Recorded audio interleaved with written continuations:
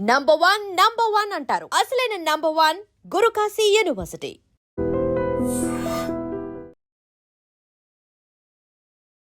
Sir, నేనొక బాధితుడిని. నేను ఎంతో కష్టపడి పనిచేస్తుంటే, నా భార్య కొంతమంది మహిళలతో కూర్చొని పేకాట ఆడుతూ తన కష్టార్జితాన్ని వృధా పాలు చేస్తుంది అంటూ ఒక బాధితుడు అంటే భర్త విశాఖ నగర పోలీస్ కమిషనర్ గారిని కలిసి కంప్లెయింట్ ఇచ్చాడు.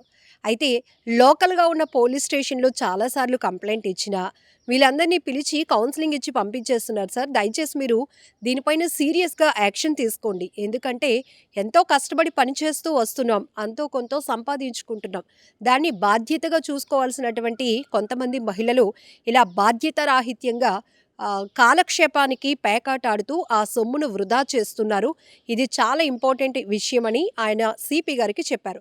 దీంతో టాస్క్ ఫోర్స్ పోలీసులు ఫోర్త్ టౌన్ పోలీస్ స్టేషన్ పరిధిలో ఉన్న అక్కయ్యపాలెం లలితానగర్‌లో రైడ్ చేస్తే అక్కడ ఒక 6 మహిళలు ఎంచక్కా కొన్ని డబ్బులు పక్కన పెట్టుకొని పేకాట ఆడుతూ కనిపించారు. ఇమ్మీడియేట్‌గా వాళ్ళని పోలీసులు అదుపులోనికి తీసుకొని కౌన్సెలింగ్ ఇచ్చారు. "ఏంటమ్మా, మీరు మహిళలు కదా! మీ పైన చాలా బాధ్యతలుంటాయి. సరదాగా కాసేపు ఏదైనా చెయ్యొచ్చు. కానీ ఇలాంటివి చేస్తూ ఇంట్లో వాళ్ళని ఇబ్బంది పెట్టటం కరెక్ట్ కాదు కదా!" అంటూ వాళ్ళకి కౌన్సెలింగ్ ఇచ్చారు.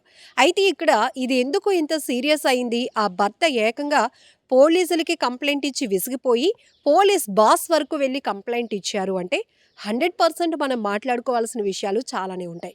ఎందుకంటే ఇప్పుడు కుటుంబ బాధ్యతల విషయంలో పేరెంట్స్ ఇద్దరిది కూడా కీలకమైన పాత్ర. అంటే అటు భార్యది, భర్తది. ఎవరు సంపాదించినా కూడా వచ్చిన అమౌంట్‌ని ఎలా ఖర్చు పెట్టాలి, పిల్లల కోసం ఎలా ప్లాన్ చేసుకోవాలి, ఫ్యూచర్‌లో వాళ్ళ హెల్త్‌కి సంబంధించి ఎలా ప్లాన్ చేసుకోవాలి. ఇది ఒక సవ్యంగా నడిచే ఫ్యామిలీ సిస్టమేటిక్‌గా నడిచేటటువంటి ఫ్యామిలీ తీరు. కానీ కొంతమంది మహిళలు, పురుషులు ఇక్కడ ఎవరిని తీసిపోలేదు.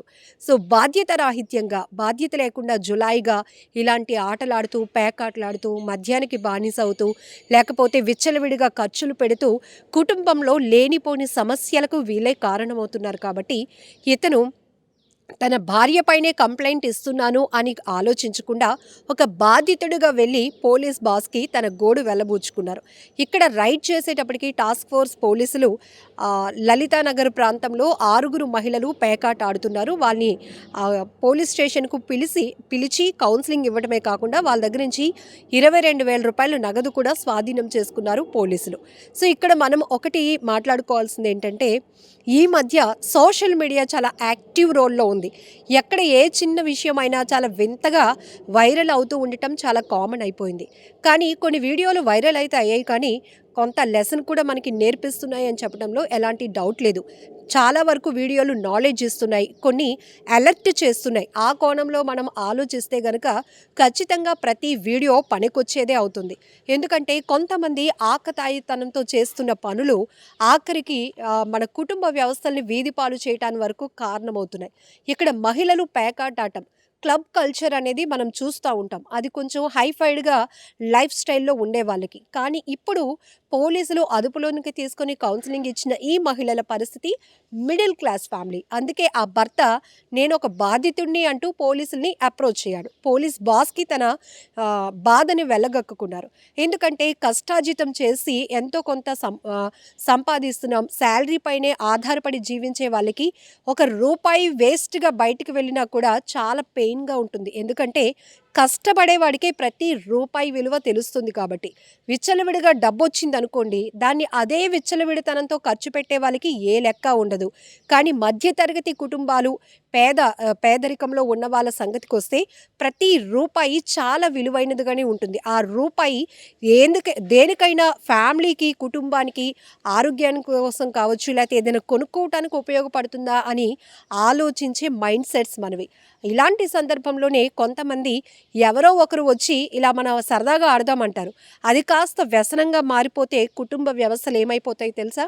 చాలా వరకు ఇప్పుడు మనం సోషల్ మీడియాలో వైరల్ అవుతున్న వీడియోలు కూడా చూస్తూ ఉన్నాం.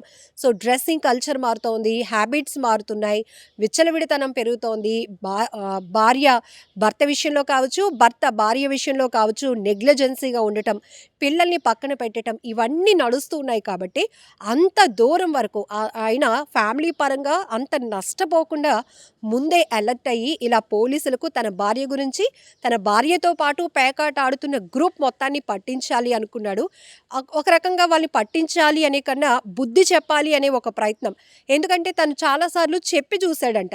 ఇదేంటమ్మా మనం ఇంత కష్టపడుతుంటుంటే నువ్వొచ్చి పేకాట ఆడుతున్నావు, డబ్బులు పోగొడుతున్నావు.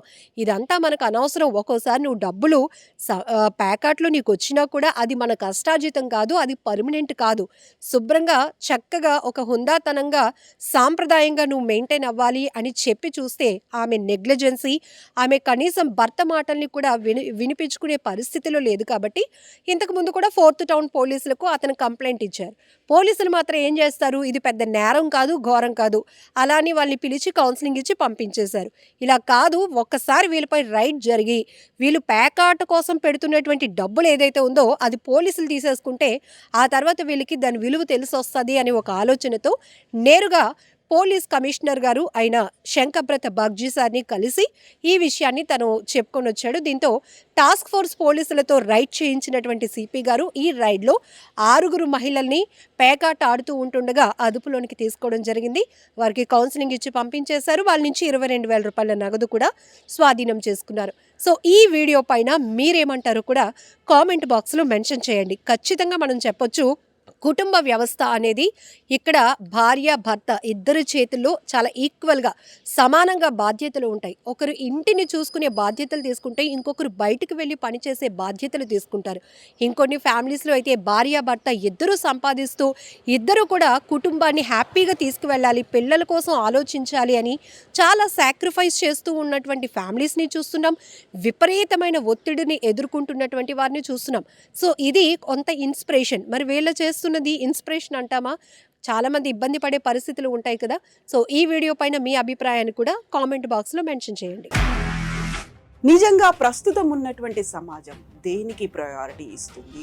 ఆర్థిక సంబంధాల చుట్టూ మాత్రమే తిరుగుతోంది. మళ్ళీ ఎన్నికలంగానే చాలా విరక్తి కలుగుతాను. మంచి అనిపిస్తుంది కదా, లేడీస్ కూడా ఛాలెంజింగ్ జాబ్స్ చేసినప్పుడు చాలా బాగుంటది. ట్రాఫిక్ అసిస్టెంట్స్ గా నియమించిన ట్రాన్స్జెండర్స్ అందరితో సాల్యూట్ చేయించుకుంటున్నారు. ఫుడ్ డెలివరీ ఇవ్వటానికి వెళ్ళినటువంటి డెలివరీ బాయ్ అనిల్ పై కళ్ళ ముందు పిల్లని కొట్టి